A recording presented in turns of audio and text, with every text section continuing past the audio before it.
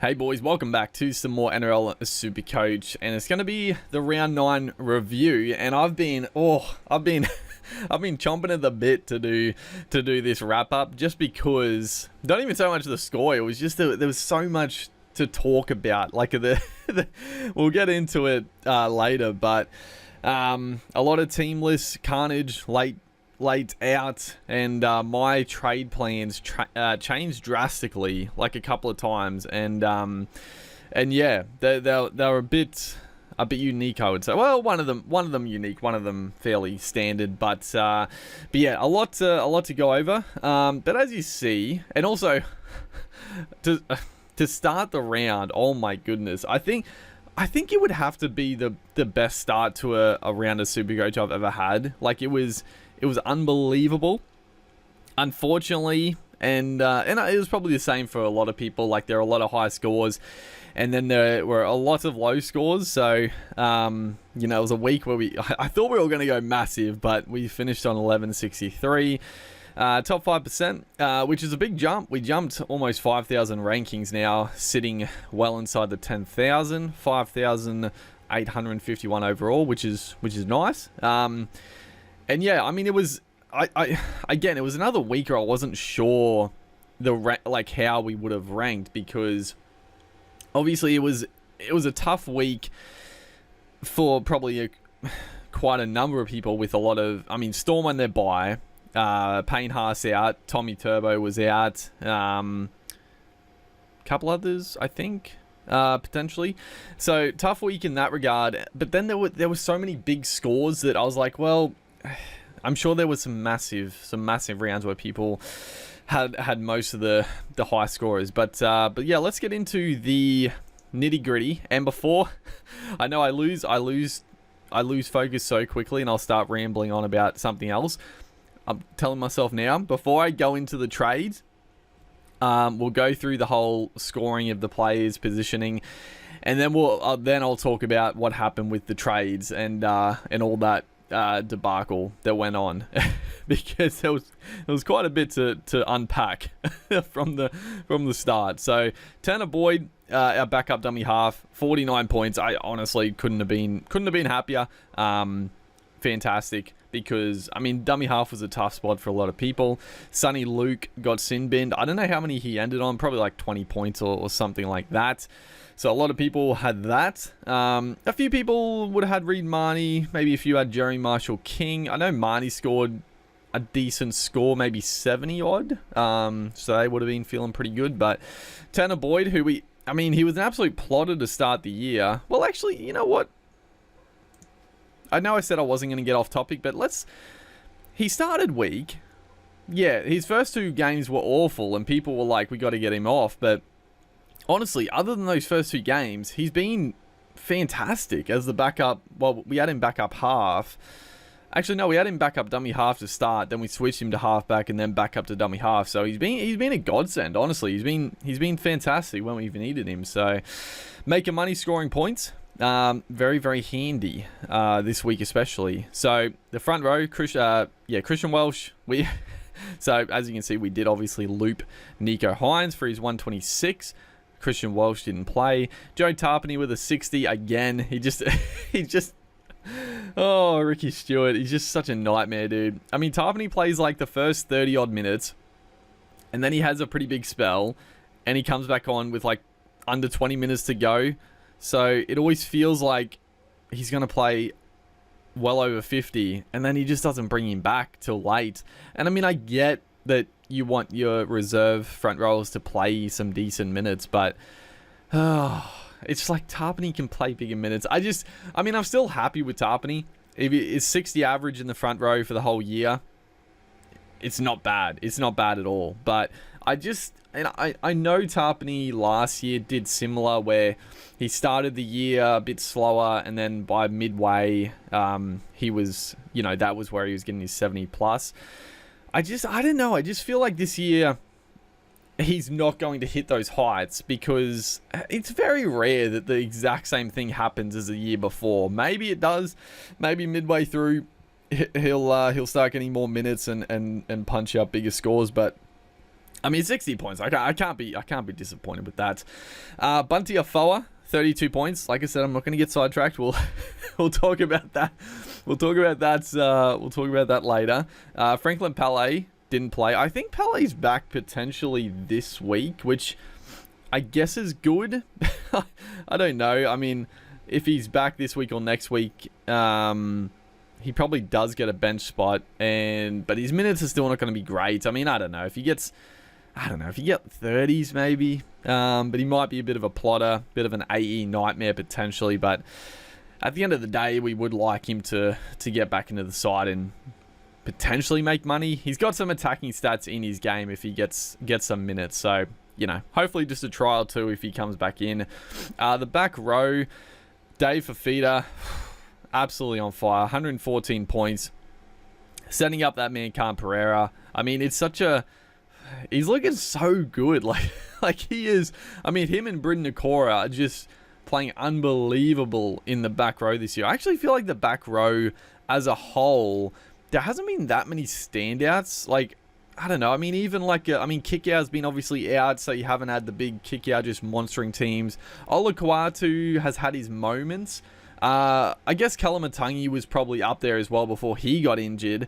And then, it's been Nakora and Fafita, and then, other guys, and I'm not even talking about Supercoach here, I'm just in general footy. Like, they've just been, they've been doing their jobs, but no real standouts, I guess. Or no one really from left field, I guess. I mean, maybe you could say, I guess Jacob Preston, maybe a little harsh on him. He's been outstanding. He's probably the one guy from, just a rookie to kill it this year. But I don't know, there's been a few less than usual, I would say, in real life. But Zach Hosking, 55, he played the full 80. It's obviously, Hosking,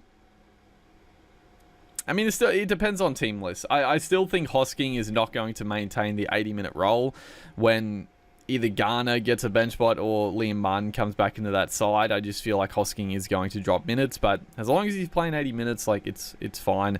Because he did. I just want to double check because I know last week he didn't play. Yeah, he only played 59 minutes the week before. I don't actually know. I thought it was just a sub. I don't think he got injured. Maybe he did. Maybe he copped a knock. But yeah, back to 80 minutes against the Tigers. I mean, that game was a pretty dour affair. So 55 points, you'll take it in those conditions. Bryce Cartwright, 69 points. We'll talk about him after this as well. Jacob Preston, like I said, 46. I mean, again, he looks so good. Unfortunately, he copped that head knock, so he went off for 15 minutes. Could have been in the 50s to 60 points potentially if he didn't cop that HIA, but he just looks so dangerous. Like, he honestly... I keep thinking that... And he had, like, I am watching him closely, obviously, and there are a few times where he's holding his wrist, or probably his shoulder or his arm, after a few tackles. So I do think he's potentially playing a little injured just watching him. So I do think he will be a sell, but man, I mean, he just looks so dangerous. Every time he gets some decent footy, like he can bust a tackle, the footwork, the speed. Yeah, just a dangerous player, and he's got good base stats. So yeah, I'm not looking to sell him at the moment. Jackson Ford, 56. I think that was pretty much all in base, so it's good for Ford. He was a little... I mean, he's scored well, but that's because of tries, in the last month. But this game, his base stats were back to it. Josh Schuster was a late out. Well, not a late out. He was ruled out early, but Jesus Christ, there's some drama going on with Schuster and the Seagulls, dude. I don't know what's going on there. Moving on to the halves, so Nico Hines, 126 to start the round. Very nice. Nathan Cleary, 44. Not good. Not good at all, but, he's still averaging 80, so you can't criticize too much. Dylan Brown, 109. Feels good. Feels good for Brown to finally bust out a big one. Cody Walker, I think Walker he might have updated a little bit. Let's say Walker got like 70, which is still pretty solid, but it's good to see Brown, sort of close the gap, I would say, in points, because I still think Brown was a better buy than Walker. Obviously, he's been killing it, but Brown for the long run, I would take every day of the week. Isaiah Katoa, 40 points again. Making money. He'll be a handy number for round 13, although there will be a dilemma in a couple of weeks, I would say, with the young doggy Oluwapu, who made his debut and looked very good off the bench. He played pretty big minutes, and his stats were really good. Like, he ran the ball a lot, decent defensively, bust tackles, offload, all that sort of good stuff. So be interesting to see what happens there, because the thing with Katoa is that he'll be such a handy number for round 13, and then also the backup for round 14. I know I said I wasn't going to get sidetracked, but yeah, he plays round 14 and 13, so that's why I'm like, I don't know. Katoa I'd like to hold, but I mean, if Oluwapu comes into the starting team, it's going to be hard not to bring him in for Katoa, but you can wait another week on Oluwapu if he even gets named. I'm not sure as of yet. We'll see. Center wing, the center wing let us down. This was the letdown of the week, unfortunately. Lockie Miller, 45. It's fine. I mean, compared to some of the other guys, I'll take it. Val Holmes, 26. Just the Cowboys looked awful. Holmes didn't look great in that game. It looked like he was sort of he wasn't getting involved as much in the back end of that game. I think he was a bit done with it as well. Joey Manu, 63. So that's solid. That's very solid for Joey Manu there in not great conditions in the wet.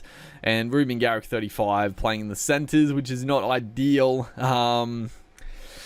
We'll see what happens there. But again, the Titans flogged them. Manly are in a bit of shambles at the moment. I mean, I'm not going to trade Garrick, but Manly could be on a bit of a downward spiral if they're not careful, but we'll see. Warbrick obviously didn't play. Taruva with 28 points, and Jared Croker, 69.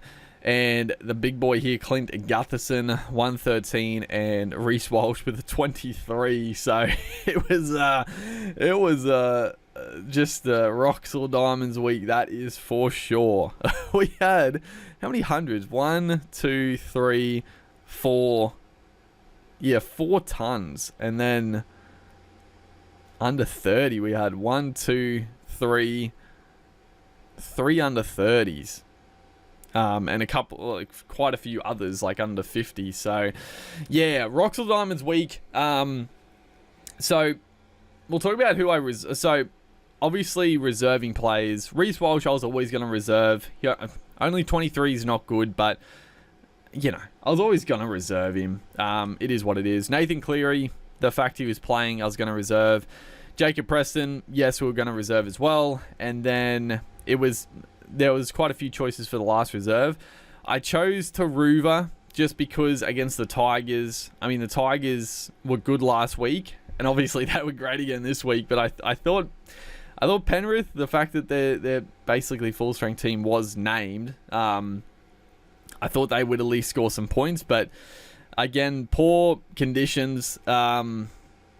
It was a mistake to play him, and because it's annoying because I was gonna play fucking Croker in the game before because I knew that was dry conditions against the Dolphins. I thought Croker, he'll get 40, and if he gets a try, like he did, 69 points, he scored fucking in the first. I actually put a first try scorer bet on him, so it dulled the pain a little bit of not playing him, but he did well, so making money, that's all you can ask for.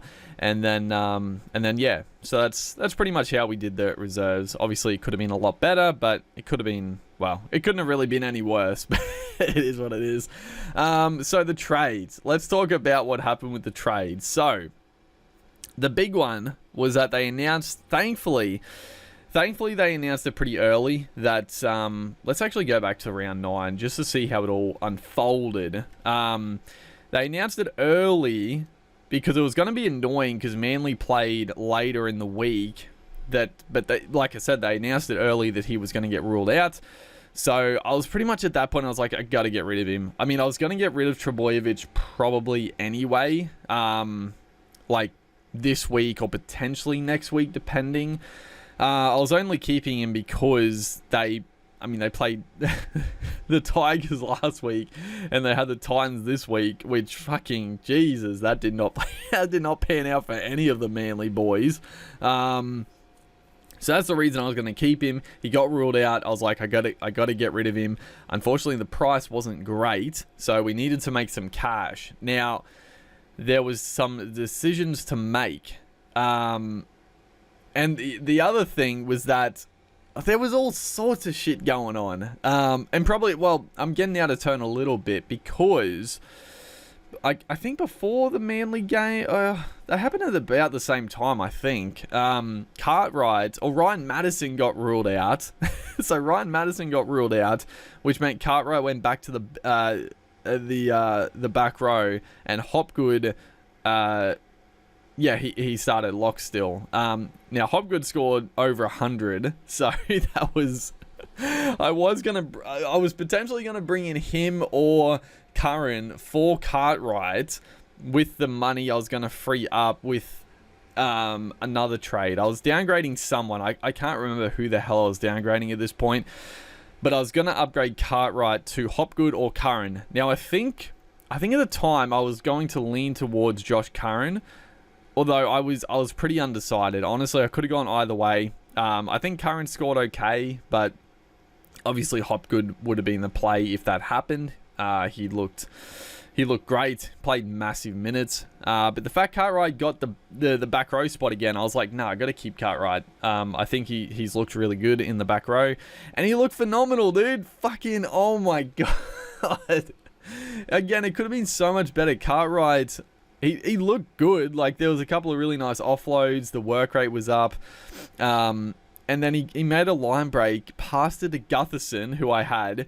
Gutherson, I should have had the try assist for Cartwright and the try for Gutherson, but he fucking bombed it. Oh, that was a killer blow, but Cartwright still did really well. So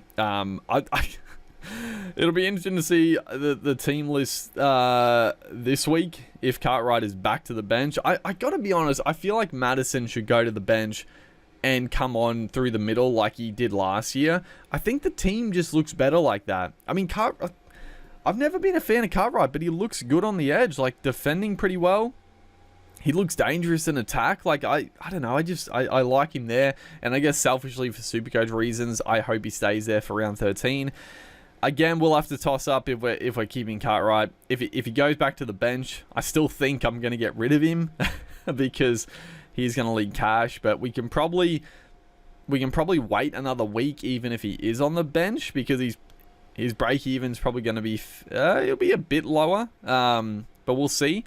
So that ended up changing, so I didn't have to trade Cartwright. That was the main point of that. Now, Gutherson, we still needed, well, Tommy, I still wanted to get rid of, and there were a couple of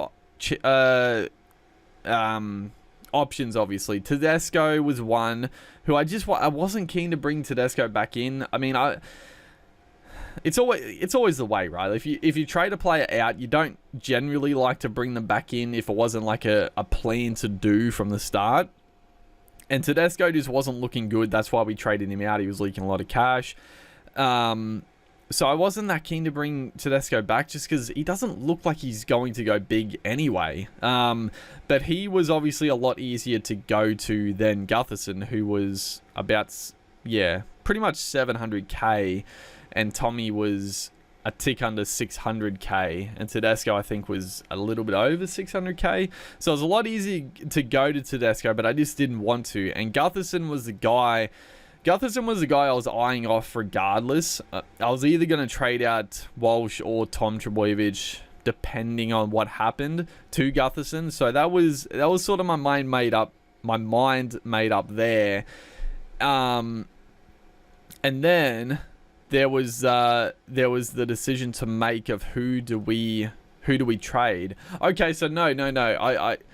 This actually, that did happen first. So the Tommy Turbo news did happen first. So what happened, right? I traded out Cartwright for fucking Tyrone Peachy. We brought Tyrone Peachy straight into the second row because unfortunately at the moment he's only second row. He's not centre wing eligible as well. He'll definitely get the dual status, but with that, I was like, you know what? We'll make the money. Bring in Tyrone Peachy, who scored pretty well, I think. He obviously scored a try and his base stats were pretty good. I still think Peachy is going to be a great pickup. Just playing in the centres, he's always been a good Supercoach player when he has big minutes. So at 280k, Peachy was, I mean, he's just a good pickup. He's a really good pickup. But yeah, I traded Cartwright down to Peachy, which meant I had plenty of money to get Gutherson in for Turbo. Then that's when Madison got ruled out late. So it was a fucking scramble on Friday afternoon. I only just caught the news before the game started. So I scrambled quickly to undo the changes, brought Cartwright back in, and then I was like, who the hell do I bring in to make up like over 100k to get the Gutherson? And there was potentially like a cheapie in the centre wing. I mean, maybe I could have gone like a Dunster or, Robert Jennings still. There were a couple of cheapies in the centre wing that I could have gone. But they were definitely, I don't know, they're all a bit up in the air. So I wasn't that keen to bring in any of those at the moment.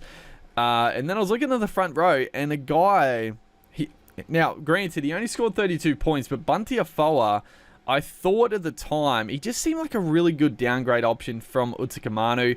Now, I think Utakamanu scored maybe like 40 points, I want to say. So again, I mean, it's okay, but we made 100k from that trade. Bunty Afoa, he did go up a little bit in cash, so he went up like 30k.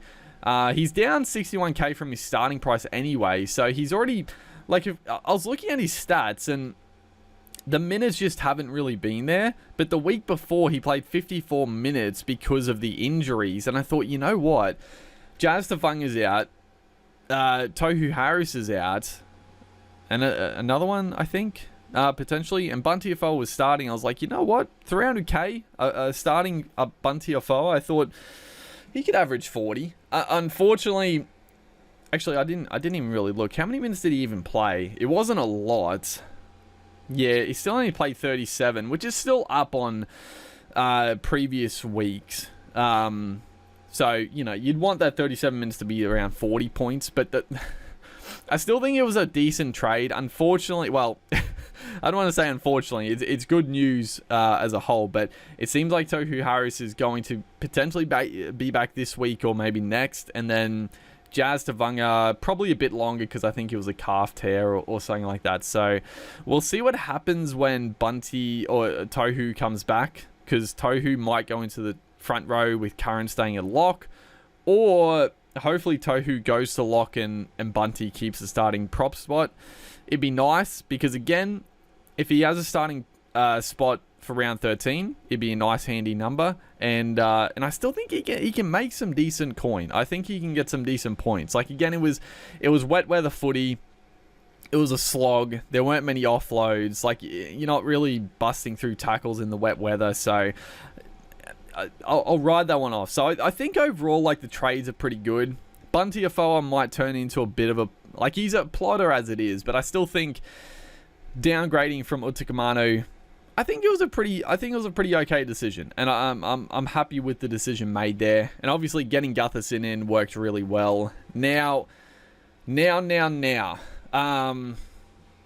looking forward to, well, I guess now we're definitely looking forward to round 13. So let's get the team on paper who's going to play this week.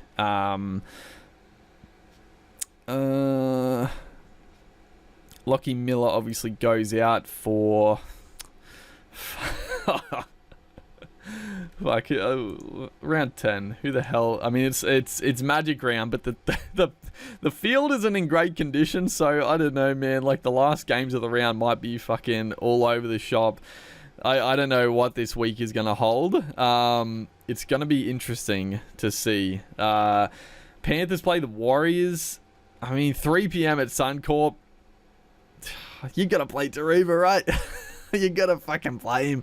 Surely, like, he sort of, if we look at Taruva, he's sort of been a bit like this. When he has a low one, he comes out and goes bang, right? 39, 44, 50, 63, 44, 27. No, not really. He's just been shit. The last month, he's been absolutely atrocious. I mean, a couple of 40s, but we'll give him another week. I mean, he's that low now. He's 380k. It's like, there's no real reason to trade him out at this point. I still think he can make good cash. So, that's the team. Obviously, take Miller off there.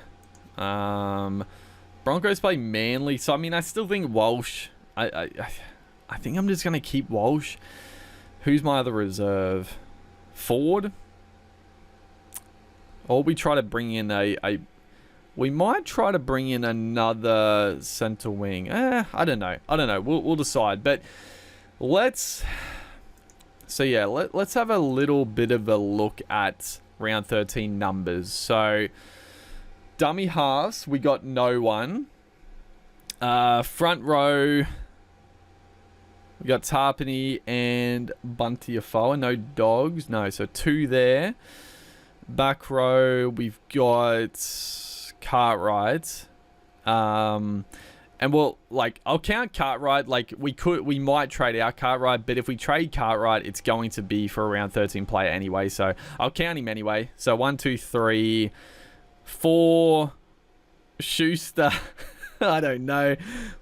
We'll count Schuster for now. 5, just to make it look a little better. But who the hell knows what's going on there? He could leave the club in a week. Fuck, who knows, man. But 5 there. No halfbacks. 5/8, Dylan Brown and Katoa. So 5, 6, 7. Roosters, no. Garrick, yes. So 7, 8. 8, 9, Miller. 10, Croker. 11, Gutherson. And 12, Reece Walsh. I mean, we're looking pretty good for round 13. So Reece Walsh he's an interesting one, right? So I know. I mean, let's have a quick gander. Let's have a quick gander at fullbacks, because if you're bringing in a fullback, it's not going to be for round 13. I mean, I guess if you went fucking Azarko. Jeez, the people that started with Azarko are loving life, man. He's just scoring well every week.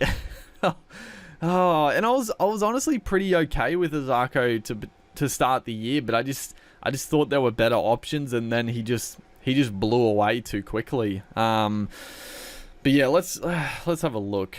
I mean, Will Kennedy, he doesn't. Do they play round 13? I don't think the Sharks do they? I still don't really want Kennedy. I know he's scoring well, but yeah, they don't play round 13. So yeah, I don't think there's any real round 13 pickups on the radar. Tyrell Sloan. 18 points. Fuck me. Roxall Diamonds, old Tyro Sloan right there. Scotty Drinkwater, only 44. I mean, I'm just not that, like, concerned about trading Walsh. I mean, I know he's going to lose a lot of cash, but I mean, look at so Latrell, far and away, like, he's killing it now. But I'm not going to make enough money to bring Mitchell in. And I'm not going to bring Mitchell in for a couple of games and then Origin, where he could get rested and who knows what happens there. You know, I just got to ride it out that Mitchell's probably he's going to continue to kill it, but we just can't get him, and just hope Walsh comes good. Azarko, I mean, I'm not going to get Azarko at fullback. If we could get him at centre wing, maybe, but I still think the boat has sailed on Azarko. I feel like he is going to start going down, but maybe not. I don't know. He might continue to kill it. We got Gutherson, we got Miller, we got Walsh. I mean, they're 3 of the top 5 fullbacks right there. Kennedy, I'm not that keen on. Dylan Edwards is number 7. Nick Meaney, Fido, Perham. Fucking Perham is in the top 10 now. Tom Trebojevic is gone. He might be back this week. I don't know what's going on there. Definitely not bringing him back. Avarillo. Jeez, Avarillo. Avarillo potentially a sneaky pickup at centre wing. I mean, he obviously hasn't done it all year because he's only 400k, but God, he looked good. He looks so quick. I mean, the scores aren't bad. They're just very, like, he's just got some really low ones in him, but yeah, I couldn't do it. I couldn't get a Bulldogs outside back, even though, God, he's fast. He is lightning. I knew he was quick, but I didn't think he was that damn quick. And then, yeah, I mean, Tedesco's a 500. He's under 600, 570,000. He scored 57. Which is, it's fine. Like, it's more than Reece Walsh, don't get me wrong. But I'm not bringing Tedesco back in, even at that low price. And then, yeah, there's just no one. I mean, the one guy that I know people are going to jump on, Jareem Buller, who looks really good. So, I mean, don't get me wrong, dude. It would be lovely. Like, he scored 38 the first game. He scored 60 against the Penrith Panthers. Did he score a try? I don't think so. I know the game before, I was surprised he only scored 38 against the Seagulls, because I thought he looked really good. He was taking a lot of carries, but again, like, I guess he just didn't really have any attacking stats, so, you know, pretty much 38 in all in runs, basically. Can he keep it up? I mean, making like 500k off a trade like this, that's such value for a guy that can score pretty well. Like, he's got good work rate. I think the Tigers, don't get me wrong, the Tigers aren't gonna fucking turn into a bloody attacking powerhouse, but they definitely, I mean, they've got a good team. Like, they got a good forward pack. Yeah, they got a good forward pack. That's what I'll say. So, playing off the back of a good forward pack, you know, the fullback's in for a few shakes.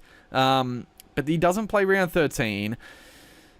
He's got the Dragons, which is a good matchup. But then South, Cowboys are a good matchup. Then bye, Canberra, Gold Coast. I don't know. I mean, it is tempting, but I just feel like holding Walsh for round 13, when a lot of people will have traded him out, it's going to be such a huge pod play. And is Buller really going to hurt us that badly in points? I mean, Walsh could come out this week and score 100. I mean, the Seagulls haven't been great. I feel like they're going to lift this game, but I don't know. 500k for a starting fullback, like making that much money. Geez, it would it would set you up nicely, but I just don't think I can do it.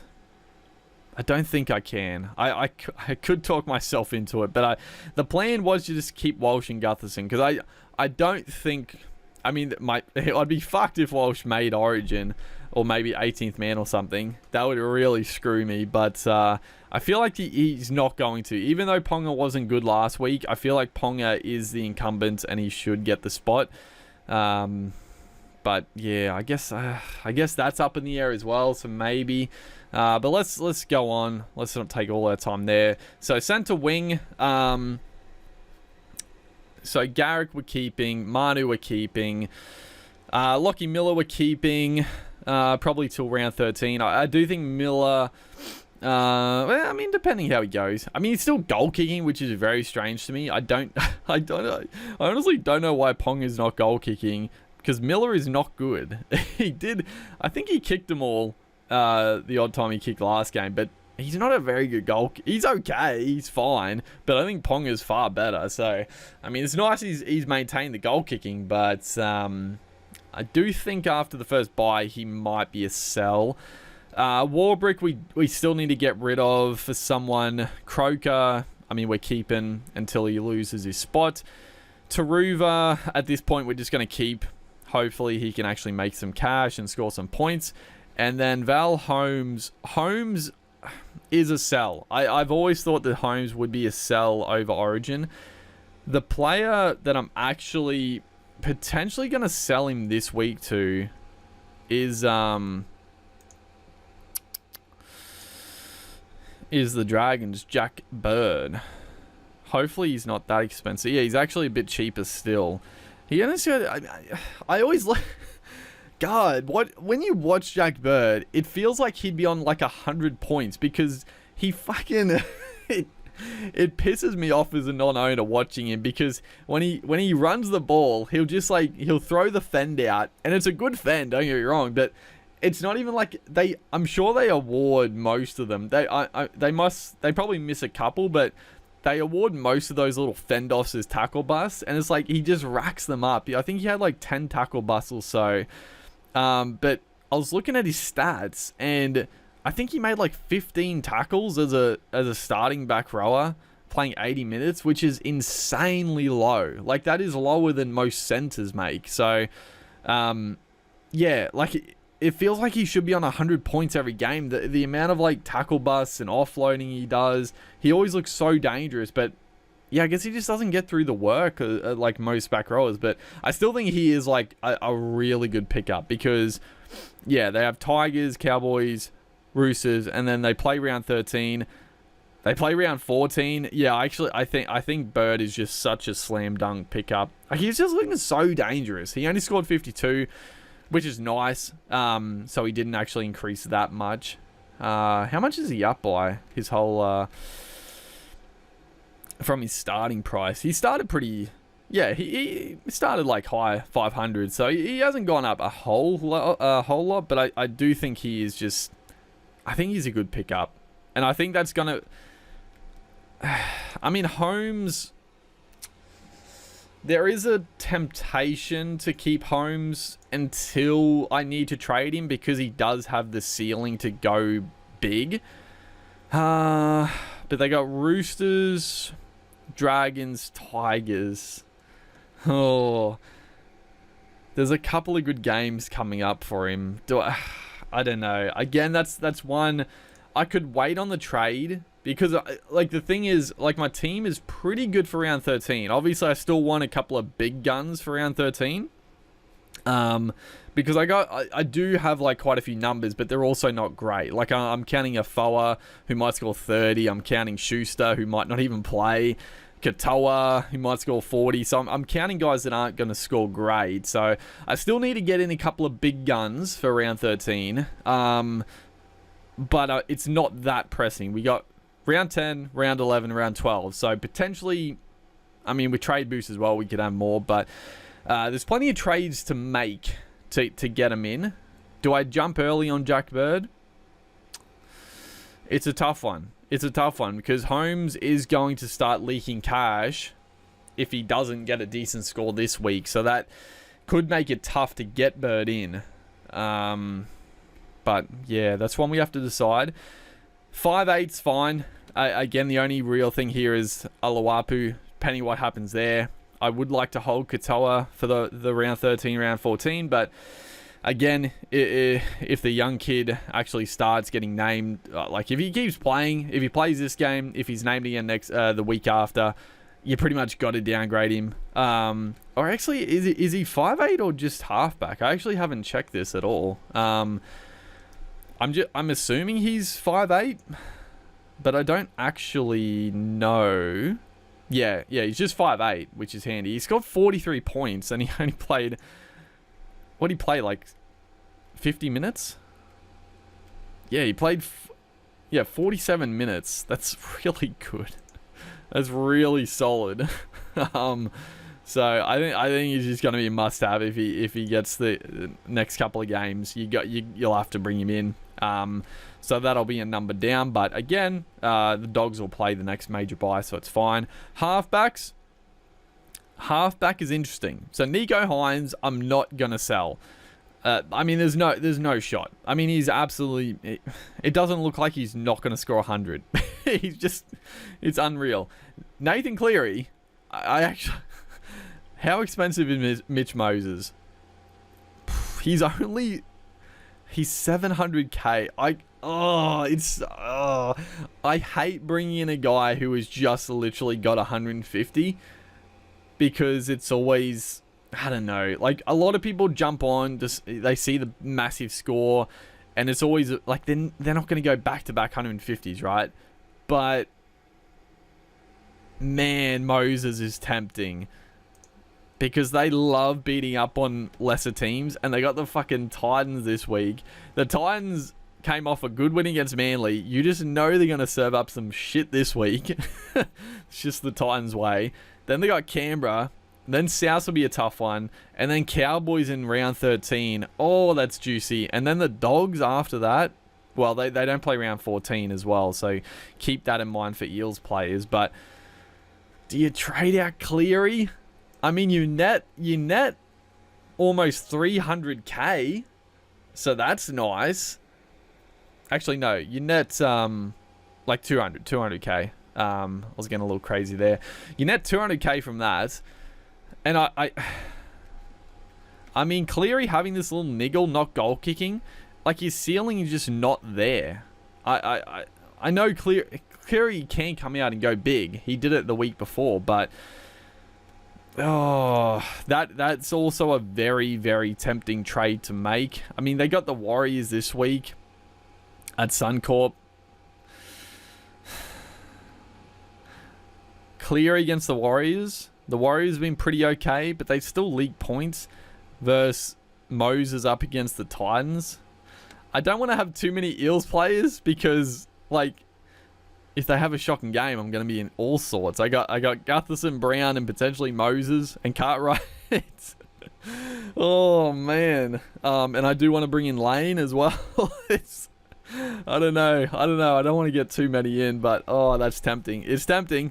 I'm not sure. Back row. Fafita, obviously we're just going to keep. I think even over Origin. I mean, maybe you could trade him and bring him back after, but I'll be shocked if he doesn't get a spot in Origin. I don't know why. I keep seeing people on Twitter and stuff being like, oh, if Fafita gets named in Queensland, I mean, obviously he's getting fucking named in the Queensland side. What are you talking about?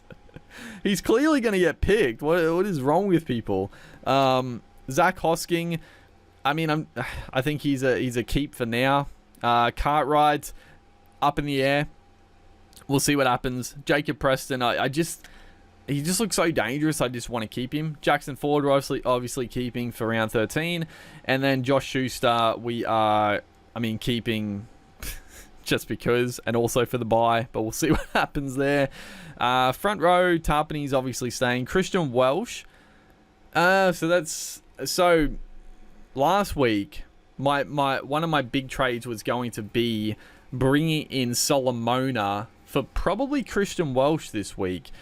So Bunty Afoa will keep, unless he goes back to the bench in a week or two and then starts stinking it up. We could potentially make money and try to just upgrade him to a Tohu Harris if he comes back. Would be ideal. I mean, if Harris does get named this week or next week, yeah, I think that's what we might try to do. Like downgrade a centre wing to a cheapie and then bring in Harris for Afoa if we can afford it. Because Harris shouldn't be that expensive in a couple of weeks because he's had a couple of low scores.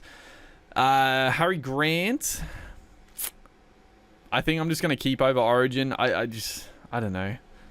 I mean, for round 13, the only fucking decent dummy half is, well, I mean, there's a couple. There's Jeremy Marshall-King and Reece Robson, but I don't know. They're both, actually, no, Cowboys. Yeah, Cowboys are playing Parramatta. Yeah, I don't know. I mean, Marshall-King, I guess, but I mean, Tanner Boyd's. I mean, we could even potentially trade Tanner Boyd up to a keep, like a second potential keeper dummy half in a bit, if he can just jag another attacking game this week. Because I don't know. Let's actually have a look. How expensive are these guys getting? Cook again with a 55. Robson. Yeah, I mean, Tanner Boyd's only like 70k less than Robson. He's only averaging a bit more. Reed Marnie. So Marnie only got 65. He must have downgraded a little bit. Marshall King. So Marshall King's actually a little bit out of reach now. 78 points. Looking really good. Api Coruscant starting to turn it around, maybe. Wade Egan. Fuck. I still would have loved to have kept Egan, but I mean, the concussions couldn't do it. But he got 61 in his return game. Pretty good. But yeah, maybe Robson. If he can have another low score, if Tanner Boyd can have a good score, we could almost fucking shift them straight off. And I think Tanner Boyd to Robson would be a pretty handy trade, even though Robson hasn't been great. So I think that's what we're looking at there. And then, yeah, I didn't really finish on the Welsh to a Solomona. Now, I do want Solomona, but I do think it's not that pressing. Like, the week before, it was sort of like, this will be my luxury trade. But on fucking Adam Fanua-Blake he played almost 80 minutes again. How many minutes did he play, dude? Oh my god. People that jumped on Adam Fanua-Blake, like he was stinking. He was stinking it up, dude. 47, 79, 67. I mean, they were pretty good couple of weeks there. 54, 38, 52. And then fucking try, fucking massive minutes. 71 minutes, 75 minutes, bro. Oh, my word. Oh, I mean, how expensive is he? Yeah, he's almost 700. I don't think it's worth it at this point. It's not going to keep up. Yeah, Solomon, he's 580k. Like, he's coming off a big score, which is annoying, so he is probably going to go up in price again. Yeah, he got 80 points. I mean, he's looking good. He's looking good on the edge. He's playing some decent minutes on the edge for the Storm, but I do think he's got those 40s in him, so I don't think it's like that pressing to bring him in. Oh yeah, Tohu Harris, he's 560. So honestly, in a week or two, Afoa, if he's just not really doing much else, we made a bit of cash. We made money on the downgrade.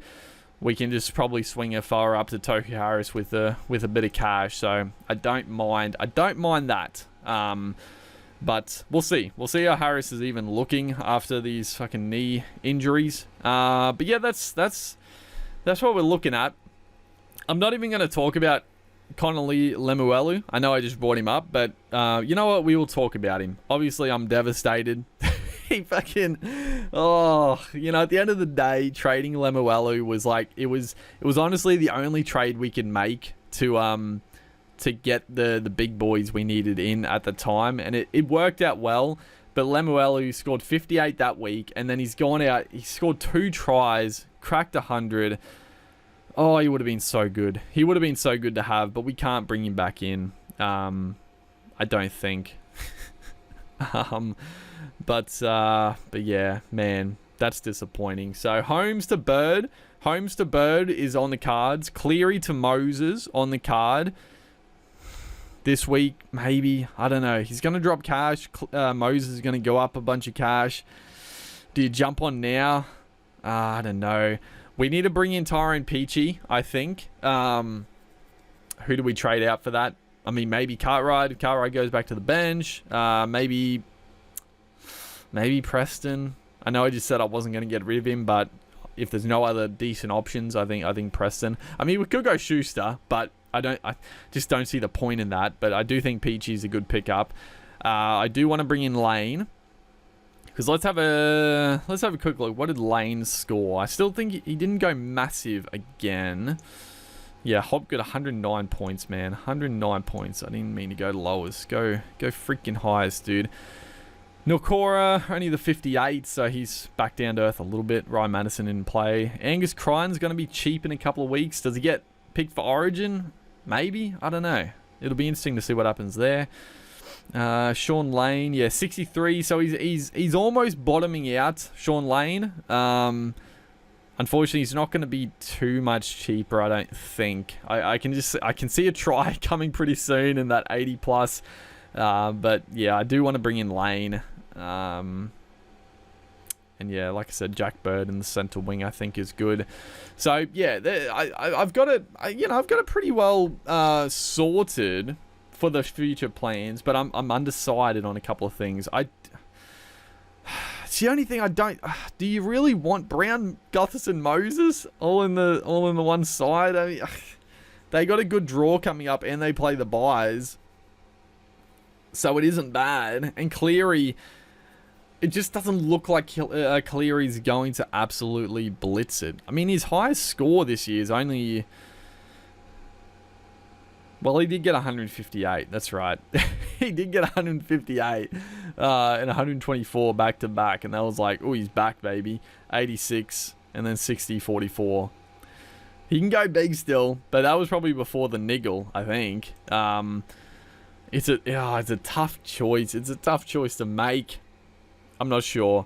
I probably think the Holmes to Bird, they're so similar because they're both these guys can go big on their day, and the guys I'm bringing in, I mean, Bird's a little different because he's more rock solid. Like, he's going to score 50 every week probably, but he does have good upside. Moses has a low score in him, but definitely can go massive as well. So, yeah, tricky one. But I still think I'm keeping Walsh. Unless there is good talk that he is going to play Origin, but we'll see. Warbrick. I might look at trading Warbrick out this week as well. But yeah, there's a lot to think about. Maybe I'll save a couple of trades this week. We'll see. But yeah, hopefully you guys are enjoying the Supercoach action. We'll be back in a couple of days to go through the final preview, pre-lockout preview, see what's going on. Have a bit more of a look at the team and captain, vice captain, all that sort of good stuff. But yeah, make sure to like and comments, and I'll see you guys in the next one.